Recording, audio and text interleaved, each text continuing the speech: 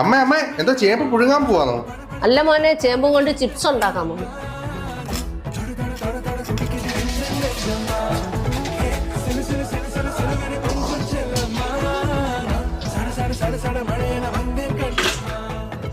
ചേമ്പിന്റെ chips റെഡിയായി. ഇനി ഇച്ചിരി മസാല ചേർക്കണം നമുക്ക്. ഇത് ഉപ്പും മുളക് പൊടിയും കൂടാണ്. ഉപ്പ് വേണമെങ്കിൽ നമുക്ക് വറക്കുമ്പോഴും ഒഴിച്ചു കൊടുക്കാം.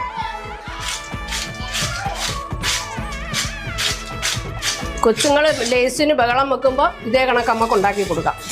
ഇതുപോലെ എല്ലാവരും ഉണ്ടാക്കി നോക്കിയിട്ട് കമൻറ്റ് ചെയ്യണം. അടിപൊളിയാണോ? നമ്മളിനകത്ത് മുളക് പൊടിയും ഉപ്പൂടെ ചേർത്തൊരു മസാല ഉണ്ടാക്കിയിട്ടുണ്ട്. നല്ല ടേസ്റ്റാണ്. എല്ലാവരും ഒന്ന് ട്രൈ ചെയ്ത് നോക്കണേ. അടിപൊളി, സൂപ്പർ. സോസ് ഒഴിച്ചപ്പോഴത്തേക്കിനെ നമ്മുടെ